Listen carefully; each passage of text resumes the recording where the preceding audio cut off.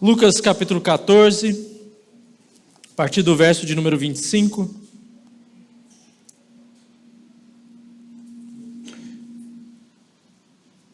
Diz assim a palavra de Deus.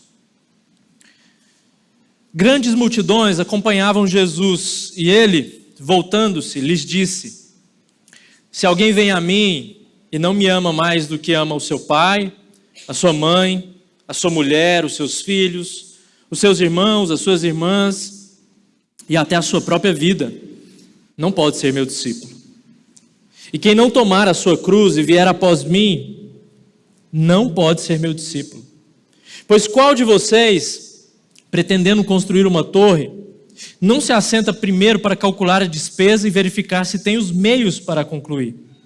Para não acontecer que, tendo lançado os alicerces e não podendo terminar a construção, todos os que a virem zombem dele, dizendo: este homem começou a construir e não pôde acabar. Ou qual é o rei que, indo combater outro rei, não se assenta primeiro para calcular se com 10.000 homens poderá enfrentar o que vem contra ele com 20.000? Caso contrário, estando o outro ainda longe, envia-lhe uma embaixada pedindo condições de paz. Assim, pois, qualquer um de vocês que não renuncia a tudo que tem não pode ser meu discípulo. O sal é certamente bom, mas se o sal se tornar insípido, como lhe restaurar o sabor? Não presta, mas nem para a terra, nem para o monte de estrume. Lançam-no fora. Quem tem ouvidos para ouvir, ouça. Essa é a palavra de Deus. Feche seus olhos, vamos orar mais uma vez. Senhor Deus, Pai, nós te agradecemos por esse momento de exposição bíblica e o nosso pedido, a nossa oração é que as nossas mentes e os nossos corações estejam abertos para receber da porção do Senhor. Nós oramos em nome de Jesus. Amém. Nós vamos nos transportar para a caminhada de Jesus até Jerusalém. Isso é bastante comum nos evangelhos, a gente lê isso lá em Mateus capítulo 13, quando Jesus se coloca num barco e fala à multidão. Em um outro momento, Jesus está fazendo um milagre de multiplicação de comida. Jesus sempre está com uma multidão numerosa o acompanhando. E aqui Jesus está indo para Jerusalém e uma multidão o acompanha, talvez encantado pela sua fala, pela sua mansidão também, ou outras vezes pelo seu jeito enérgico e enfático de colocar as verdades celestiais. Mas meu convite para você nessa noite é que você se coloque na cena. As narrativas nos possibilitam isso. Quando nós estamos lendo um texto narrativo, como é o Evangelho, ou os Evangelhos, nós temos facilidade de nos colocar na cena. Então meu convite é que você se coloque na cena. Force a sua imaginação agora para ser um no meio daquela multidão que seguia Jesus. E veja que Jesus começa a falar por meio de parábolas. Você se esgueira, se acotovela entre alguns para chegar mais perto, para escutar melhor. E você ouve os cochichos e as repercussões de um outro dia em que a multidão está ali contando, meio que de uma maneira abafada, sobre o episódio em que Jesus vai na casa dos fariseus para comer e os envergonha não uma, mas 2 vezes. Primeiro, mostrando a hipocrisia daqueles fariseus em relação ao sábado, a interpretação do sábado como descanso. Porque Jesus ali naquela ocasião, ele cura um homem que sofria por muito tempo de um acúmulo de líquidos na sua pele. E os fariseus o recriminam por isso. E Jesus diz que qualquer um deles socorreria até mesmo o seu animal, o seu boi, quanto mais um ser humano. Então eles são envergonhados pela primeira vez. Mas não para por aí. Depois Jesus observa naquele banquete dado ali por um dos mestres dos fariseus, um desejo, uma gana por honra, por glória entre os convidados daquela casa, daquele banquete, sempre escolhendo os primeiros lugares. Então Jesus lhes propõe uma parábola, a parábola do grande banquete, e diz muito sobre o que é o reino de Deus. Não é sobre honra e vanglória de terceiros, mas é sobre servir e ser recompensado por Deus. Enquanto esses burburinhos, esses cochichos ainda se condensam no imaginário seu, que está ali naquela multidão, Jesus faz um movimento que não era um movimento esperado, sobretudo não era esperado. Afinal, ele está interessado em distinguir os curiosos daquela multidão daqueles que são os seus verdadeiros discípulos. Então, lhes propõe não uma, não duas, mas 3 parábolas que crescem em profundidade. Elas vão crescendo até atingir um ápice a respeito do custo do discipulado. Quanto custa ser discípulo de Jesus? Identificaram todas as 3 aqui na nossa passagem, no nosso texto? Então nós veremos que dos começos pequenos, tal como a parábola do grão de mostarda, nós vamos avançar agora ao chamado à grandiosidade do discipulado de Cristo. Eu estou falando de grandiosidade no sentido de valor, de uma vida com Jesus. Jesus como nosso Senhor, que fique bem claro. Ainda como um ouvinte daquela multidão, você ouve as palavras de Jesus. Aquele que não odeia o seu pai, a sua mãe, a sua mulher, os seus filhos, irmãos, irmãs, a sua própria vida, não pode ser meu discípulo. Opa, não é isso que está escrito na versão que nós lemos, não é? Talvez você foi pego aí no susto também. Eu explico. As novas versões, inclusive a que a gente utiliza, a nova Almeida atualizada, já vem com a interpretação do texto na escolha das palavras aqui. O próprio João Ferreira de Almeida e os revisores escolheram a palavra mais eufêmica aqui, aquele que não aborrece pai, mãe, filhos. Você pode ver isso em uma outra versão. A palavra original aqui é missel, que significa, ou tem o campo semântico de perseguição, de ódio, alguma coisa nesse sentido. Mas aí você sabe que as escrituras não se contradizem. Deus nos chama a amar o nosso próximo e até mesmo o nosso inimigo. Como então poderíamos odiar a nossa família? A grande questão aqui, para que você entenda o texto, é que dentre o uso dessas palavras, amor e ódio, o grego, quando ele está influenciado pelos seus antecedentes do Antigo Testamento, ou seja, os antecedentes hebraicos, veterotestamentários, como é o que acontece nessa passagem aqui, se refere não a uma emoção como nós a temos, uma emoção humana de amor e ódio, mas significa compromisso, refere-se a compromisso, no sentido de qualificar uma lealdade. É isso que Jesus está dizendo aqui.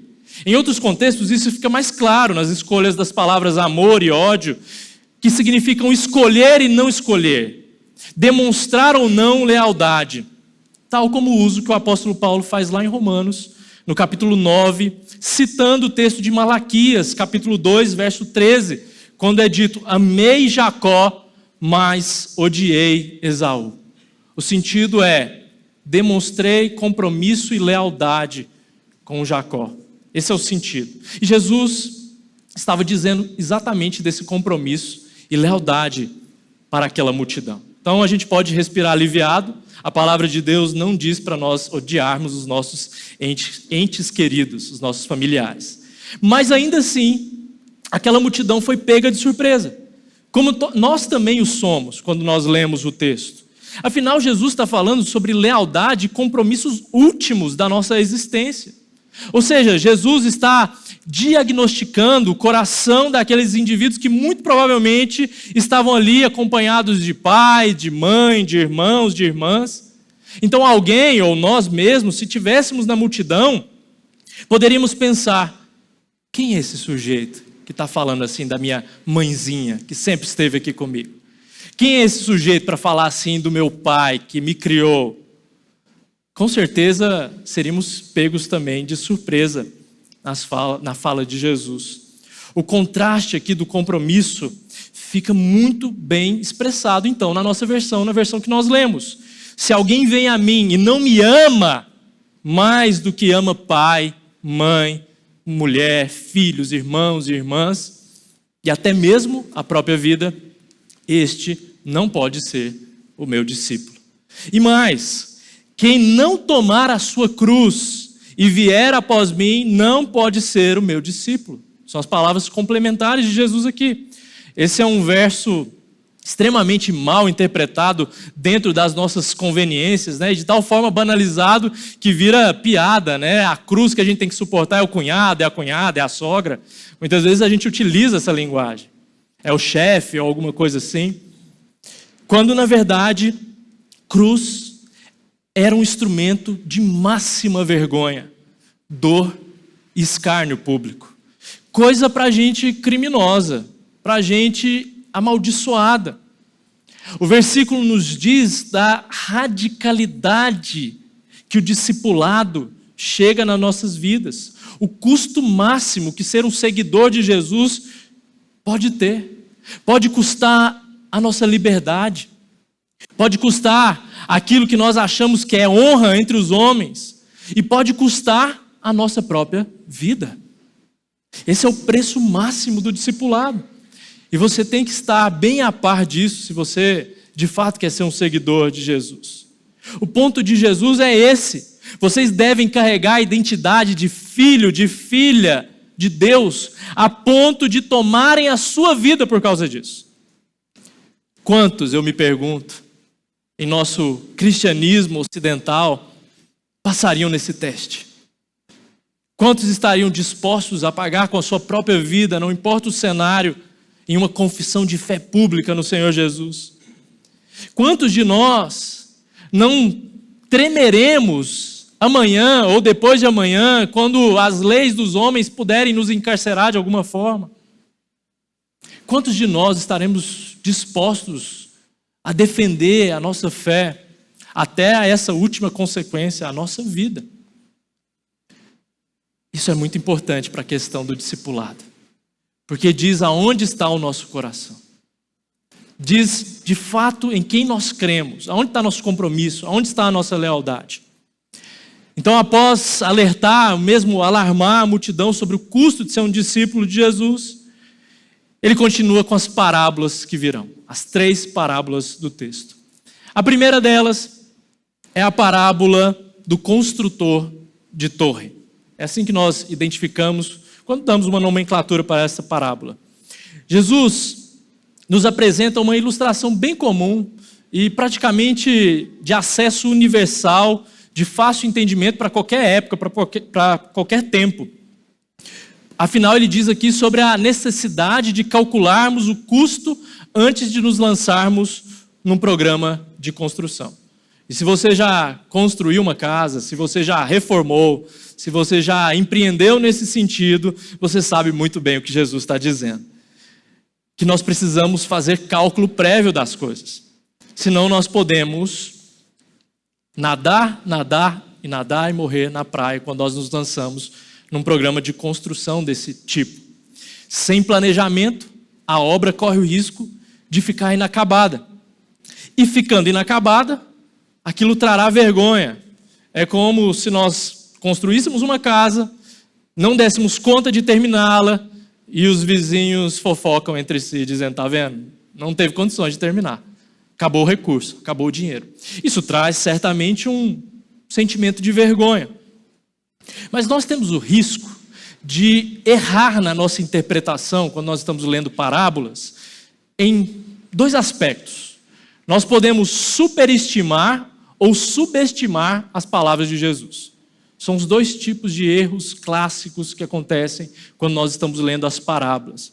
Outro dia eu estava explicando para uma irmã sobre a parábola do dono da vinha, e a pergunta que ela me trouxe, pastor, mas essa parábola não está dizendo então que no céu vai ser todo mundo igual, vai ter os mesmos presentes, os mesmos galardões?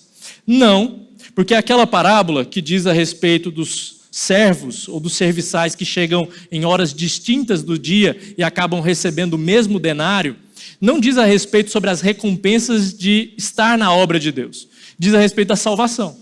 E nesse sentido, não importa se você chegou primeiro ou se você chegou por último. Você vai ser salvo igual. Qual que é o risco de você interpretar errado? Entender que a distribuição dos presentes de Deus nos céus ou na Nova Jerusalém vai ser igual para todo mundo. Não vai. Aqueles que se empenharam mais, trabalharam mais em prol do reino, receberão mais recompensa da parte do Senhor. Esse é só um dos erros, fecho parênteses aqui, de como nós podemos interpretar errado uma parábola. Então nós podemos aqui superestimar o que Jesus está nos dizendo. Jesus não está nos dizendo que nós devemos ou deveríamos saber de tudo a respeito desse discipulado, a respeito da trajetória com ele, e então colocar isso como uma necessidade para o compromisso. Não é isso que Jesus está dizendo. Jesus não está dizendo que nós precisamos saber de tudo sobre a nossa vida com Deus antes que Ele nos peça a nossa vida. Então, só aí nós acordamos e nos decidimos tornar verdadeiros cristãos. Isso não ocorre e isso não habilita ninguém a ser filho de Deus. Algo do tipo como se Deus estivesse nos colocando um contrato ali de requerimentos à frente, então nós assinamos esse contrato, concordamos com os termos. Não é isso. Isso é passar além da conta das palavras de Jesus.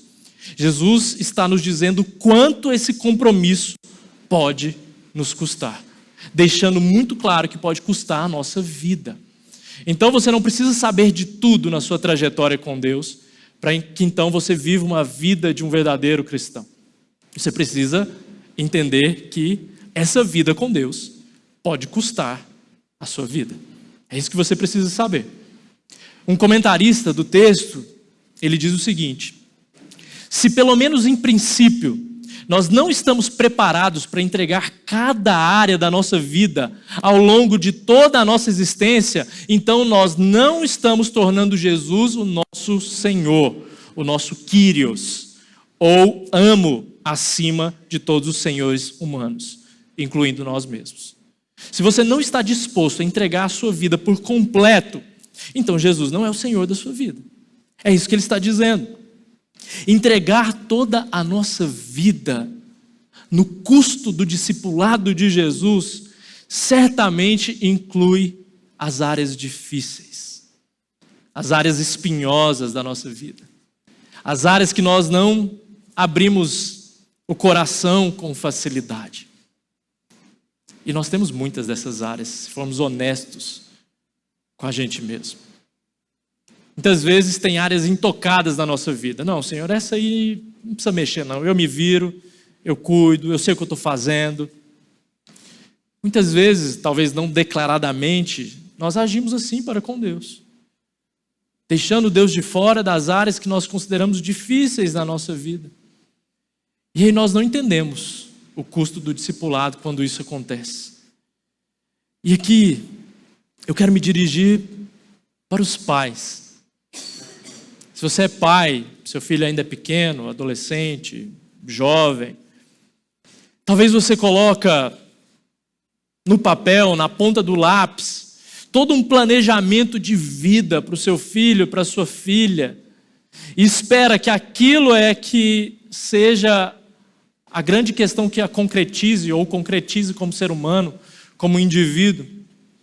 E você se esquece que nessa equação tem um Senhor do universo. Alguns chegam a dizer assim, quando o filho ou a filha diz: pastor, você é missionário, minha filha quer ser missionária, e eu disse assim: misericórdia. Alguns pais falam assim. Não porque a carreira planejada, a advocacia, a medicina, a engenharia ou qualquer outra profissão não seja desejado. Precisamos de crentes em todas as áreas. Mas geralmente quando alguém chega com esse nível de compromisso, de radicalidade, é porque ele entendeu muito sobre a vida dele com Deus. E alguns pais se colocam nesse estado de preocupação. Ah, pastor, mas minha filha é missionária num lugar remoto, pouco recurso. Eu criei ele ou ela de um jeito tão bonitinho, dentro do apartamento assim, ó, enclausulado. E agora vai depender das situações, das circunstâncias. Isso demonstra uma falta de fé em Deus. E nos esquecemos muitas vezes que Deus destrói esses sonhos nossos como pais, para mostrar que Ele é o verdadeiro Senhor da vida dos nossos filhos. Talvez você não conheça a história de Jim Elliot. Esteja mais familiarizado com a Elizabeth Elliot, que foi sua esposa. Pois bem, deixe-me contar a história de Jim Elliot. Jim Elliot foi um missionário norte-americano do século passado que serviu a Deus numa tribo remota do Equador, chamada Tribo dos Alcãs. E Jim Elliot, com seu coração para Deus, para a obra, junto com seus amigos, outros missionários, partiram para essa missão no Equador. Num primeiro momento parecia que tudo ocorreria bem, algumas visitas àquela tribo foram amistosas, mas de repente tudo mudou e eles mostraram a sua verdadeira hostilidade, matando Jim Elliot e seus 3 amigos também missionários. Essa história por si só já carrega muitos ensinamentos sobre o custo do discipulado. Poderíamos encerrar por aqui. Mas ela é mais profunda, ela tem outras camadas. Elizabeth Elliot, que era sua esposa, tinha talvez todos os motivos do mundo para ficar ressentida com as missões, com o evangelho. Afinal, seu marido tinha sido morto servindo a Deus. Talvez num coração sobrepujante, diria assim: eu não quero compromisso. Se é assim que as coisas terminam, isso não é para mim. Mas a história foi diferente. Elizabeth Elliot, orando e pedindo a Deus um direcionamento para continuar o legado do seu marido, adivinhe para onde ela foi? Para a tribo dos Alcãs, no Equador. E aí você pensa, essa história tem tudo para terminar numa tragédia maior, não é? Uma tribo hostil, já haviam matado o seu marido, e agora está lá ela, fazendo o mesmo, servindo aquele povo. E a história foi diferente dessa vez. Deus abriu o coração daquela tribo, e bem à semelhança do que o presbítero Betão nos contou, toda uma tribo ali foi convertida para a glória do nosso Deus. Mas a história não termina aí. Elizabeth Elliot tinha levado consigo nesse trabalho a sua filha, uma pré-adolescente. Quantos de nós teríamos essa coragem? Quantos de nós, sabendo do perigo, colocaríamos nossos filhos na linha de frente? Acontece que aquela mulher, ela tinha entendido tudo a respeito das missões, a respeito de um coração radical no compromisso no discipulado. Ela sabia que poderia custar o que era mais precioso para ela. Mas ela tinha uma convicção que daquela vez seria diferente. E Deus abriria o coração daquele povo. Poderia não ter aberto, mas Deus o fez. E aquela moça, com certeza, recebeu o ensinamento mais importante da sua vida. Não importa quanto custe, preciso servir a Deus como a minha mãe serviu. Esse é o ensinamento mais precioso que a gente pode passar para os nossos filhos. Não é assim que nós lemos na história bíblica, quando Abraão entrega o seu maior sonho diante de Deus? Quando ele pega Isaac e, numa declaração de fé absurda para ouvidos comuns, desatentos à verdade do Evangelho, ele diz: o Senhor proverá. Claro que deveria estar passando um turbilhão de questões ali dentro do coração daquele homem. Mas Abraão creu. E aquilo fazia parte da conta do que já havia sido imputado como justiça para a sua vida, crer nesse Deus. Ele creu de tal forma que nós vamos saber mais tarde, através do apóstolo Paulo, lá na carta aos Coríntios, que Abraão creu, inclusive, que Deus era poderoso para ressuscitar Isaac, se fosse o caso. Olha a fé de alguém que se coloca no entendimento correto do preço que ser um seguidor de Jesus pode ter. Essa é a grande questão para a nossa vida. Precisamos entregar as áreas difíceis. Precisamos entregar cada canto obscuro do nosso coração na presença do Senhor.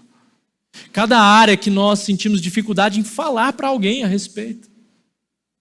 Talvez por traumas, talvez por qualquer tipo de experiência, talvez mesmo pela falta de liberdade de falar sobre as complicações da vida.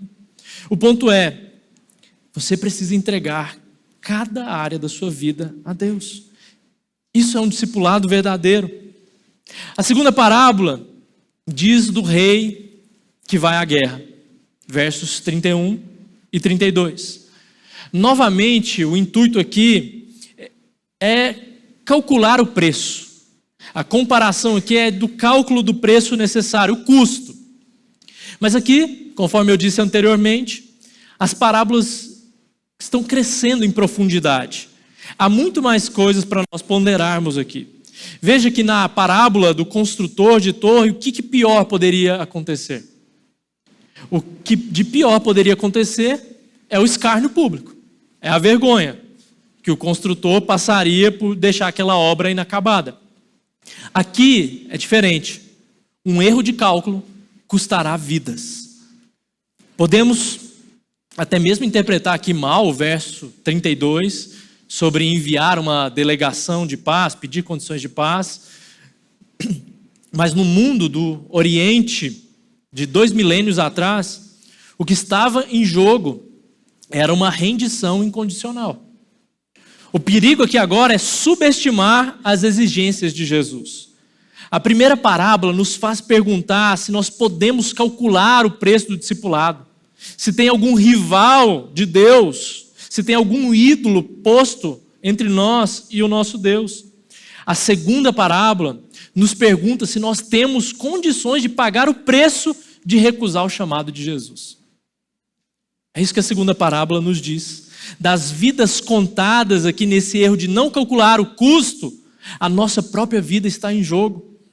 Se vamos passar uma eternidade de comunhão com Deus e os seus santos, ou se nós passaremos uma eternidade sobre a presença de juízo e castigo eterno da parte de Deus. Não é algo que nós podemos brincar ou deixar para depois. Isso coloca a seguinte pergunta em perspectiva: quem tem sido o rival de Cristo na sua vida? Carreira? Padrão de vida? A casa, o carro, viagens, lazer, ou mesmo os filhos, como eu disse outrora, seu cônjuge? É o namoro com um não crente? Hoje ainda, não amanhã, hoje, nós precisamos entregar tais coisas, tais áreas a Cristo. Nós precisamos entender que essa nossa vida não é mais nossa. A igreja já não é mais um acessório que a gente encaixa ali na nossa rotina do domingo. Porque alguns vivem assim: pastor, eu sou crente, mas meu compromisso com a igreja é no domingo, tá? Não me peça coisas fora do domingo. Domingo eu já separei para a igreja e está bem encaixotado aqui na minha vida. Essa pessoa, ao fazer esses compartimentos, ela fragmenta a vida dela com Deus, como se só o domingo pertencesse a Deus na vida dela. A vida não, quando nós nos entregamos verdadeiramente a Deus, a nossa vida já não é mais de pertencimento nosso, não é mais centrada naquilo que a gente deseja e quer em primeiro lugar, mas naquilo que o Senhor requer de nós. É o seu reino e a sua justiça, como ele mesmo descreve no Evangelho de Mateus. E a vida tão pouco é a exigência dos outros a respeito de nós. Porque muitas vezes nós nos colocamos numa situação ou numa condição de querer agradar todo mundo, de querer viver segundo as expectativas do outro, que não são as expectativas de Deus a respeito de nós. Isso acontece com muita facilidade. Às vezes você coloca tanto foco na sua carreira que a sua carreira vira um ídolo diante de Deus. Porque você pensa assim: eu quero construir do melhor para minha família, para mim e para os meus. Então eu vou focar aqui, eu vou entrar de cabeça e o seu mundo passa a ser a sua carreira. E de repente você percebe-se vazio, entregando uma parte substancial de si para um ídolo posto, que vem acompanhado de prazeres do mundo, que podem te cegar e te enganar. E Jesus está dizendo, não é a expectativa dos outros, é o meu requerimento sobre você. Aquele que não é capaz de tomar a sua cruz não é digno de ser o meu discípulo. Por isso a pergunta precisa ser uma pergunta honesta. Existe um ídolo, existe um rival de Deus na sua vida? Se existe, você precisa do autoexame hoje. Você não pode deixar para depois. Ah, pastor, depois eu vejo isso. Estou vivendo a vida aqui, as coisas estão dando certo, em um certo sentido. Depois eu resolvo esses detalhes. Não é detalhe, não é ajuste. É compromisso e lealdade última do seu coração. Esse é o preço do discipulado. Aqui a sua vida está em jogo. Nós não somos capazes de passar impunes, recusando o chamado de Jesus para esse compromisso de discipulado.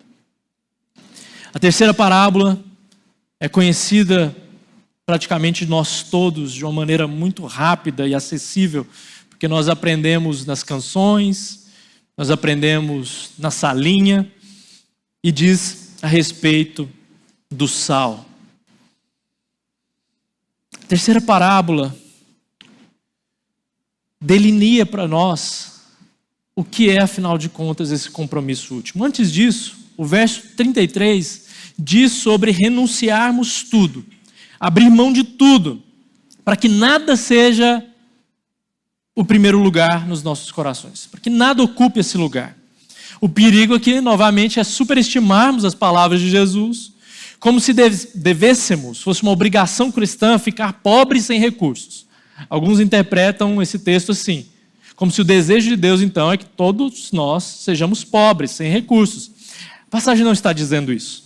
A passagem do jovem rico, lá em Lucas 18, um pouquinho mais à frente do nosso texto aqui, nos dá o entendimento correto sobre o que é abrir mão de tudo, afinal de contas. Vocês conhecem a história. Um jovem rico chega para Jesus perguntando o que ele deveria fazer para herdar a vida eterna. Jesus o testa então dizendo sobre os mandamentos em relação ao próximo.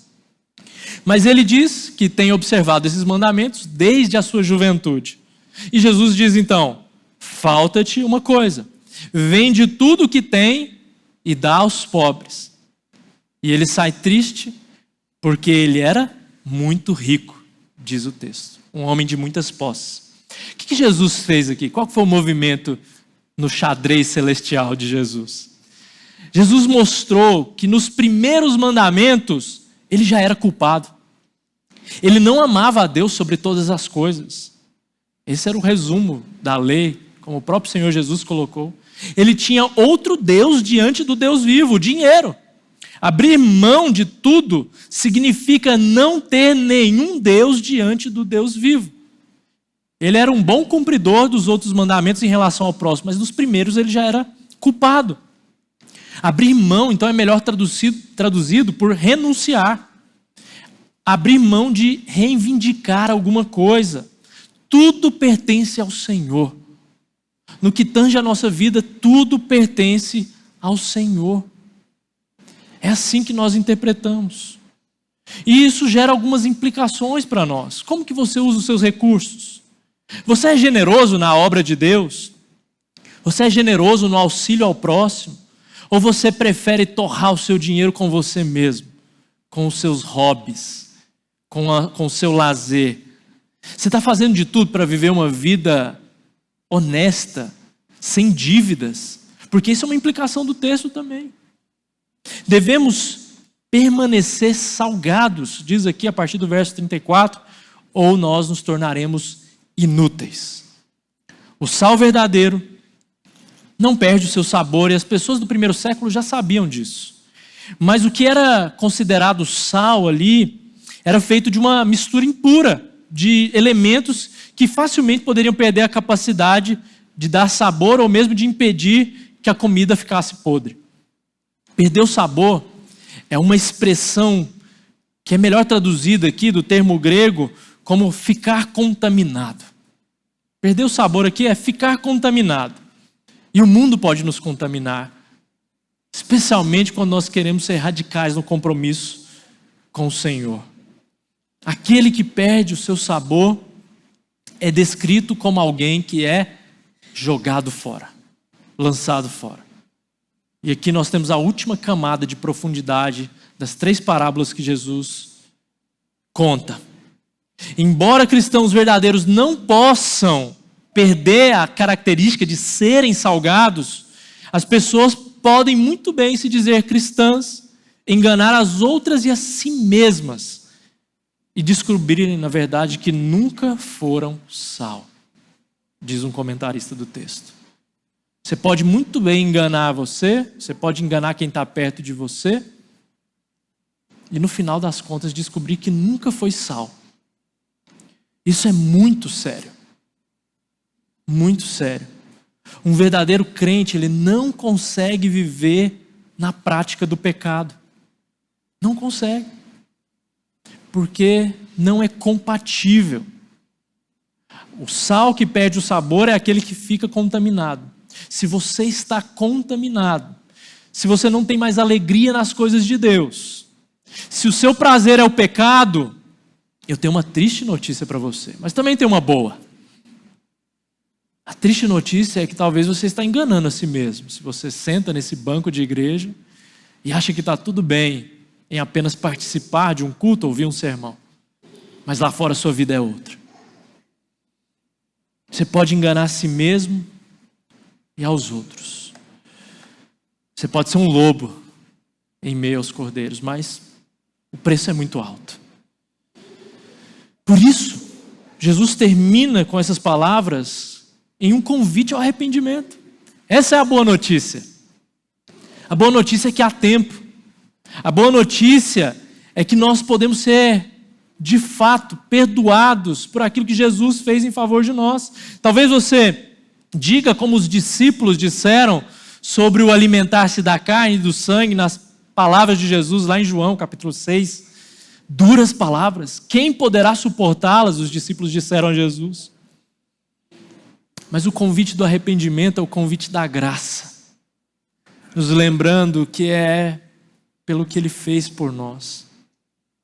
Talvez você se ache pequeno, talvez você ache que a sua força de vontade é pequena, e se você acha isso, você está no lugar correto para entender o perdão de Deus. Não é por você, porque afinal de contas nós somos mesmos pequenos, falhos, mas é por aquilo que Jesus fez em favor de nós.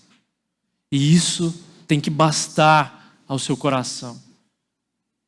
Talvez você já tentou aprender um instrumento e parou no meio do caminho, fez a inscrição da academia e parou. A gente está chegando no final do ano, começam aquelas listas de resoluções, né? E aí chega no final do ano, a gente viu que não cumpriu nem um terço delas. E aí você olha para o discipulado de Jesus e diz, será que eu vou dar conta? Esse discipulado é sério demais. E diferente das outras coisas, das nossas listas de resoluções, a maioria dos itens ali não tem um peso eterno. Não tem um peso eterno se você vai entrar na Nova Jerusalém sabendo tocar violão ou não. Não tem um peso eterno se você entrar com uns quilinhos a mais ou a menos. Isso não tem um peso eterno. Mas o discipulado de Jesus tem. É sério demais. O que eu faço então, pastor? Como que eu lido com esse preço? Lidando como alguém entende que é agraciado. É pela graça. É pelo poder de Deus. É por aquilo que Ele já fez em seu favor. Certamente você deverá buscar.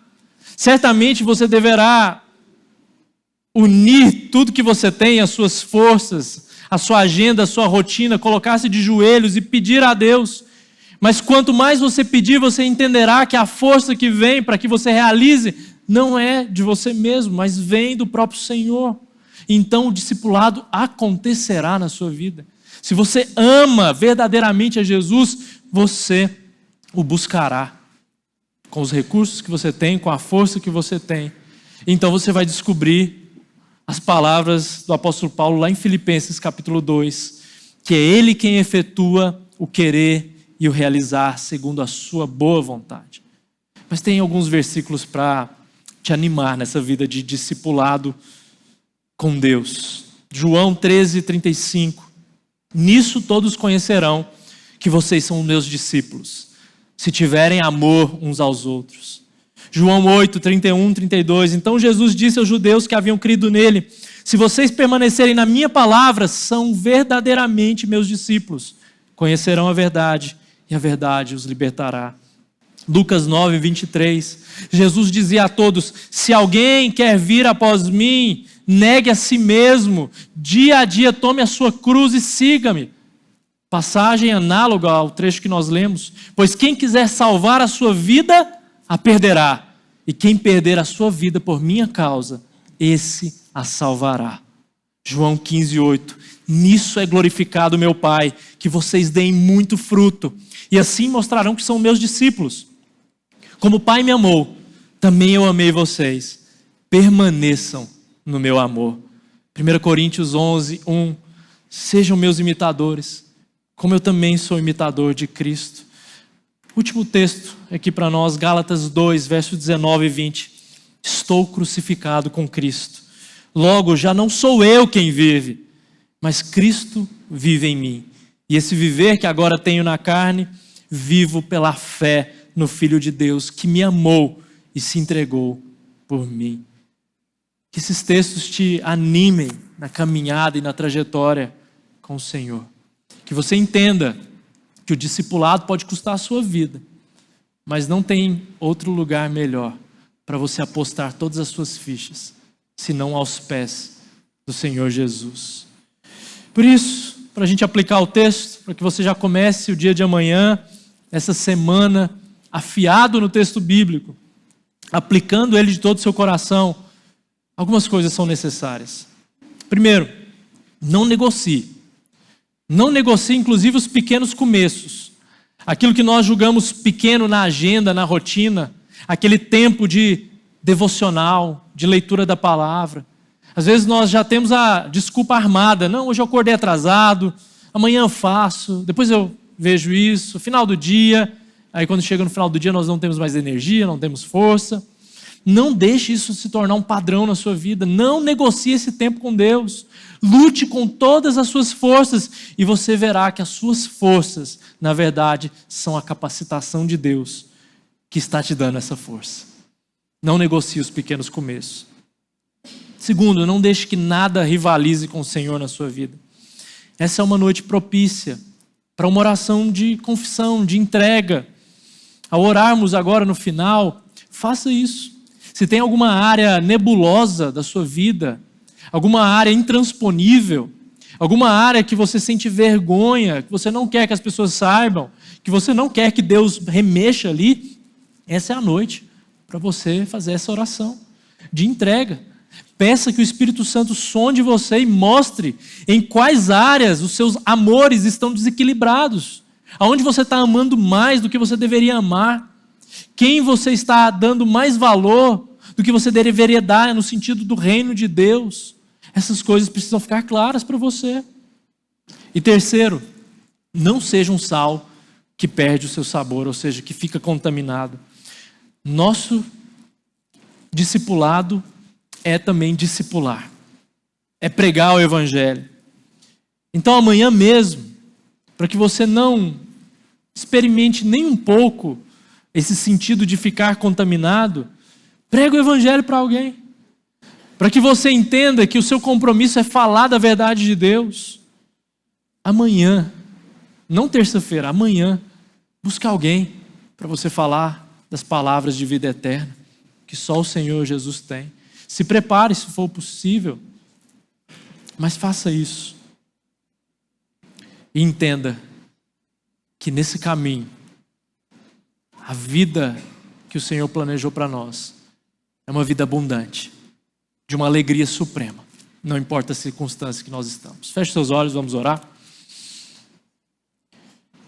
Senhor Deus Pai, muito obrigado por esse tempo de instrução bíblica. Muito obrigado porque a Tua palavra é penetrante. A Tua palavra, de fato, é capaz de acessar os lugares mais recônditos das nossas almas. E por isso, Senhor, nessa noite é um tempo oportuno para nos voltarmos para uma oração de entrega. de entregarmos a nossa vida por completo diante do Senhor. E se tem áreas ainda escuras e obtusas na nossa vida, que nós temos dificuldade de lidar, de entregar para o Senhor, que essa seja a noite em que nós as entregamos. Que essa seja a noite em que nós entregamos os nossos filhos. Que essa seja a noite em que nós entregamos os nossos cônjuges, a nossa carreira, os nossos sonhos, projetos, para que o Senhor tome a dianteira de todos eles e nada capture o nosso coração mais do que a tua doce presença, a tua doce voz. Essa é a nossa oração nessa noite. Em nome de Jesus. Amém.